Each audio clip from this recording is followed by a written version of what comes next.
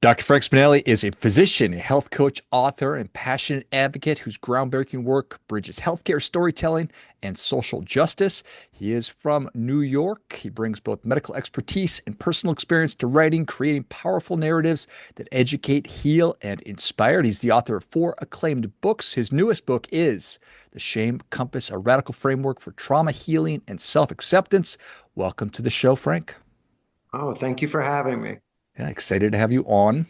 Tell us a little bit about your personal lives, more about your work, and what motivated you to write the new book. Sure, I'd be happy to. So, like you mentioned, I'm coming to you from New York. I am a New Yorker, born and bred. I was raised in a very small place called Staten Island, and you probably are familiar with it because we have two things that everybody knows about, which is the Staten Island Ferry, which has been in a lot of movies, and also at one point we had the largest sanitation dump in the world. Hmm. We were very proud of that. And I grew up there with my Italian immigrant parents and a very Catholic upbringing. And, like millions of people around the world, I had a traumatic childhood. I was molested by my scoutmaster from the ages of 11 to 13. And unfortunately, the way it got resolved when I told my parents was that they were shamed into keeping it quiet. And so that has some repercussions on me. Fortunately, I found an amazing art therapist. I worked with her for years, and she is really what got me through school. And I became a doctor, and I had finally achieved a degree of success. And it was on a book tour for my first book where I caught up with some old friends from Boy Scouts, and I looked up my scoutmaster, and I found out that the year after he stepped down and disappeared, he adopted a boy, he wrote a book, and he was on the Today Show. He was even nominated for Father of the Year. And so I began to pursue him and I found him. And he told me that since the 30 years that had lapsed, he had adopted 15 boys. And so, short story, I worked with the police. I wore a wiretap, if you can believe this boy from Staten did that. It's like an incredible story because I can't believe it's mine. And we brought him to justice. And the point of all this is that I had been traumatized, like so many people. I was fortunate enough to get therapy. I had still achieved success, but what I didn't realize at the time was that what we call abuse to me was called my fault. And like many people who experience shame, you blame yourself. And even though I had gone through many decades later, I think we all experienced something universal. And that was in 2020, we experienced the pandemic and the lockdown and the isolation brought out a lot of those feelings of shame for me again. It didn't help that at the same time, I was involved in a class action lawsuit against the Boy Scouts of America. And I had to fill out a very extensive questionnaire, which to me, I felt caused my rock bottom moment. And I looked in the mirror one day and I said, why is this happening? I had done so much work. I had become a success. Why is this happening to me again? And why am I feeling this intense shame? And I realized, just like a moment of clarity, what if I have been doing the wrong thing? What if I have been running away from shame instead of leaning into what it's trying to tell me, what it's trying to protect me from? And so that became the origin of the shame compass, developing a framework to say to other people who experience shame, and it's not necessarily if you've been abused, it could be any shame. And we could talk about that as well, because there are many forms of shame. But what can we do with this information and how can we move with it instead of trying to run away from it? Use it as information instead of indictment. Wow. What a I story, know man.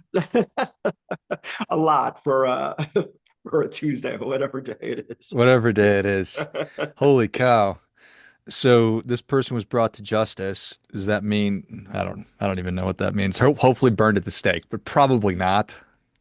Well, you want to know a spoiler alert? I mean, you could read it in my other book, Pishai, but he was imprisoned, and I never got the full story. But he died 1 year later. And if you know anything about child abusers, and certainly a police officer, I forgot to mention that, and somebody who goes to prison, I don't think is treated very kindly among the other He was a inmates. he was a So police officer also. he was a highly decorated police officer. Yeah. Whew. All right. Sorry, George, did Oh no, I no, no. I'm glad he's dead. There. I said it. What we know and what we do are often two different things. Do you, Sure.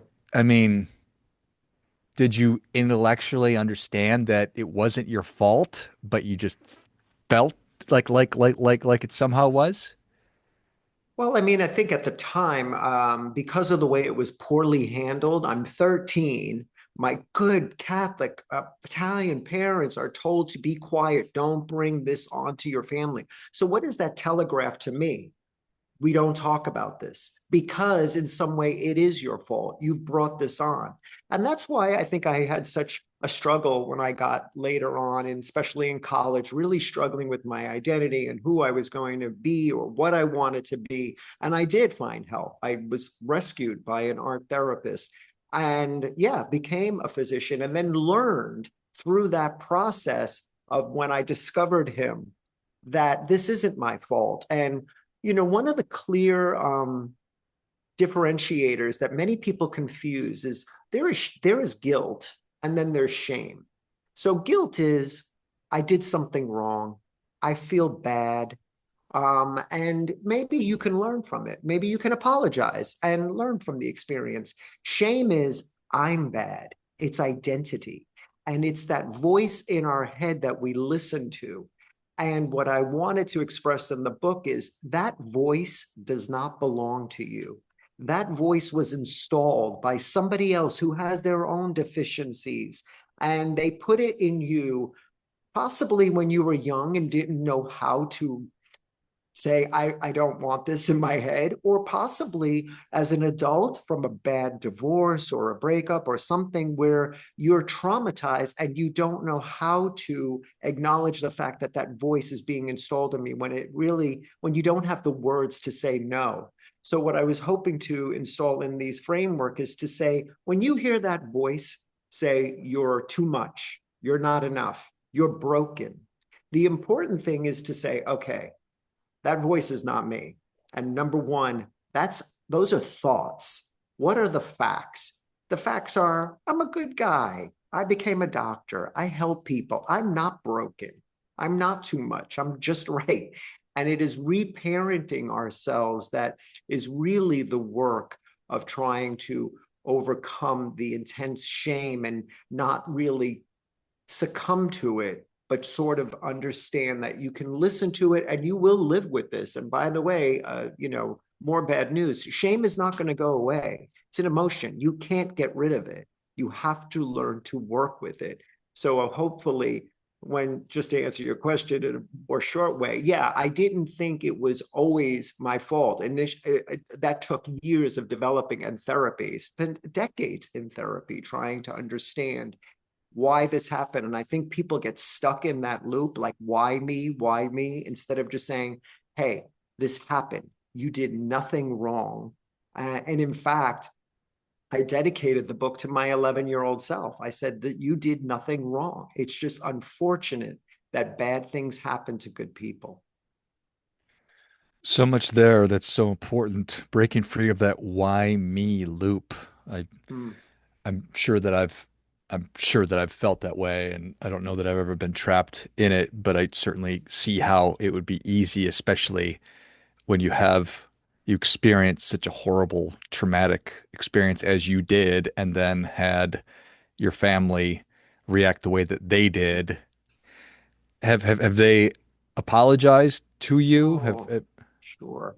Yeah, I mean, it was heartbreaking. My father passed away years ago, and one of the things my mother talks about often is that, she always felt like he didn't do enough to protect me.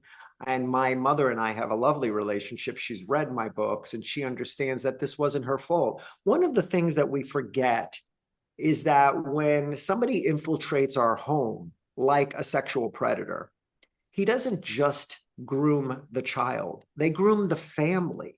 So everybody is beguiled. Why wouldn't my father, a hardworking Italian guy, trust a cop? Why wouldn't he? Of course he would. Of course he would. And so he saw Bill as an extension of himself. He was helping me become a leader. So, to be duped by somebody, it's unconscionable. And the other part of it is, for us, the Boy Scouts was part of our church. So it was all wrapped up in the community. So it's very hard for people to disentangle that. And yeah, while later on we did come to understand that nobody is really to blame, nobody was pointing fingers. I did for many years blame my family. It was just the way it was for me to process it. And finally, I did, thankfully. And it was just Bill. That's the person that should have received all the blame. Yeah, And shame then led to more shame that your parents felt, your mom sure. felt, Mhm. And which, it's a spiral. right. It's a shame spiral. So, when I talk to clients that I work with at Reframe, where I'm helping people navigate their addiction, one of the things we talk about is, like I said, you don't have to have a childhood trauma. The top reason women experience shame is body image. They feel a tremendous amount of shame with the way they look, whether they think they're too large or too thin or too old, or they're trying to understand the changes in their body, and they have a tremendous amount of shame with that. The second thing women also feel a tremendous shame over is motherhood, being a single mother, being a working mother, being a stay-at-home mother, and then conversely, being unable to become a mother, infertility shame. And then when you look at men, men feel intense shame about not being able to provide for their family, let's say, being the man of the house or the breadwinner, feeling shame that their spouse has to work to help support them.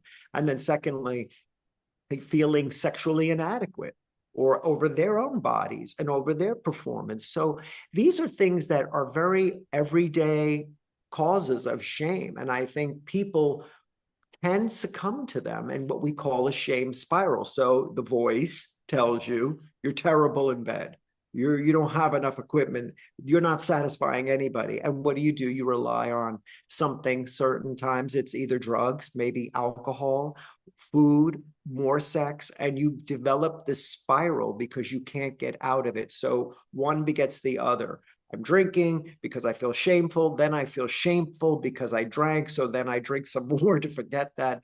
And the only way to step out of it is to really acknowledge that you're in a shame spiral and that what is the source of this? What map it back to the source and try to understand. Some people do this with therapy, and some people do it with just even going to groups and meetings and being around other people with similar histories as a way of understanding and being in community. One important thing for everyone to know is that shame loves isolation. Shame breeds in it. That's why the pandemic brought out all the shame. That's why the pandemic brought out all this alcohol use disorder. People were drinking, millions of people were over drinking. And so when you're in community, and that's why, for example, your show is helping people because we're sharing stories and you're listening and I'm listening to you, and that community is what makes it bearable. And people then feel I'm not so shameful because there are other people like me.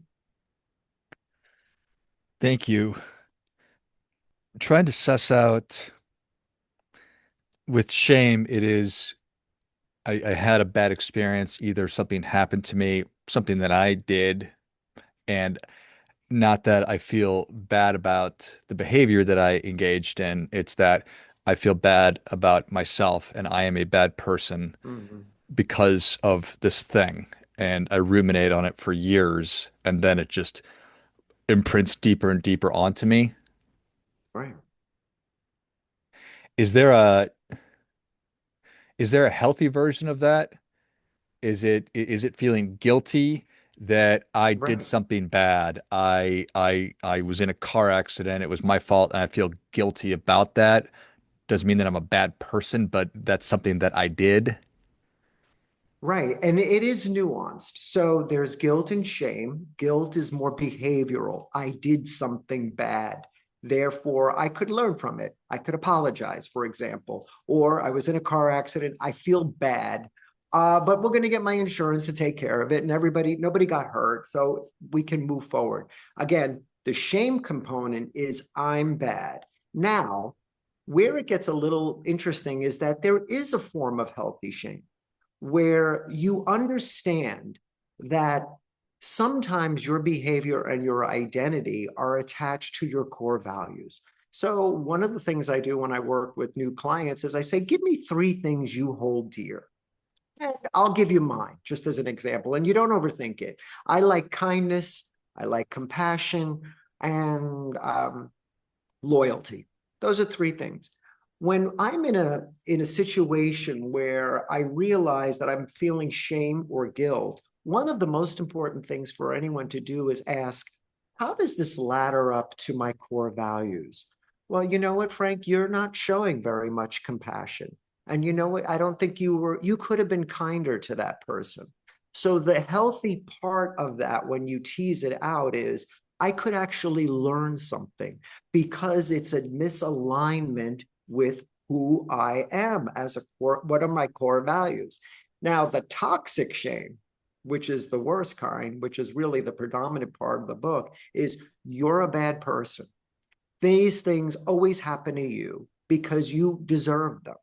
That's where you need to work harder with the steps that I outline in the framework, because that's not something that's easily remedied by saying, I'm out of alignment. Maybe things are just going, I'm stressed out at work and I was snapping at people. So it's more important for you to realize what is the shame's root? Is it I'm bad, or is it related to something related to my core values?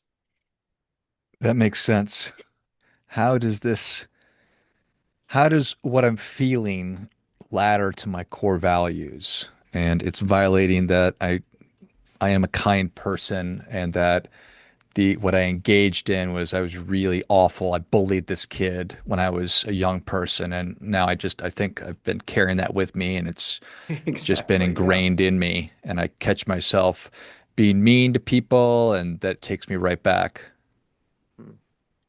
Yeah, and it could happen in the work environment all the time. You're at work, quotas aren't being met, your boss is putting extra pressure on everybody, and you at a meeting lash out. So a perfect example of this was early on, a few years ago after when we were all working via Teams and Zoom. My then manager, who was a great guy, but let's face it, he was a physician, went to Ivy League, and he could be a little bit of a narcissist. And one day he just said something really snarky to me on a team call. And I felt humiliated. And I realized I stopped. So it's fight, flight, or freeze. And I froze. And after doing the work, I realized, I said to myself, wait a minute, that voice is triggering something in me. It's triggering the 11-year-old boy from Staten Island. Well, guess what? You're not 11 years old. He's not Bill Fox. This is work. And you need to understand that. So, one of the things I talk about in the book, which if I live by this, are the four P's. First is pause. The power of the pause is it's like your superpower. And the way you practice this, because you cannot practice this when you're being activated, is when someone is talking to you and your friend, when they stop talking, don't answer. Give yourself 3 seconds. It shows them you're listening, and it tells your brain that Frank's going to answer, not shame. So when I was with my boss again and he said something snarky, I didn't answer right away. I didn't get activated. I didn't knee jerk. And what I did was, secondly, I stayed present in the moment. Okay, I'm on a phone call here. And then you ponder the third P. What's happening here? Okay, you're being activated. We know this is 11-year-old stuff. That's the way Bill Fox used to talk to you, but you're not there. Okay. And then, only then, can the fourth P emerge, which is the possibilities. And the possibility in that situation is, you know what, doctor, you made a good point, but I'm going to need a little time to answer you because I want to make sure I answer it correctly. And what you've done is you've commandeered a situation where maybe previously you would have been like, why are you yelling at me on a team call? And totally losing your cool and allowing someone to cause you to lose your cool. So I think one of the things that I say to a lot of clients is anchor yourself in those 4 Ps. And it takes practice. All of this takes practice. But in the end, it's really about showing up for yourself and what serves you, not having other people impose that upon you. Well, I appreciate that. It's so valuable and important to have that framework because we've all found ourselves in that situation where Oh, yeah. freeze, you want to punch them in the face or run away or whatever. Maybe all of the above. Yeah, it probably makes more Fortunately, sense we're just on to Zoom pause. calls, so we don't have to really be violent with each other. But yeah, it's very easy for anybody, and it's all situational. It could be you're having a bad day. It could have nothing to do with you. One of the other things you have to remember is that you don't know what's going on in that other person's life. They might have just gotten a really tense phone call from their mother or their wife or whomever, and they're bringing that to the meeting, and this has really nothing to do with you. So another thing is always always assume best intention and give people some grace. Give them a pass. Somebody gets snarky, just say, all right, I'm gonna let that roll off my shoulders and see if it happens again, and if it does, then you address it. But for the most part, you have to only be responsible for yourself and how you show up for yourself. Isn't that the truth? Mm.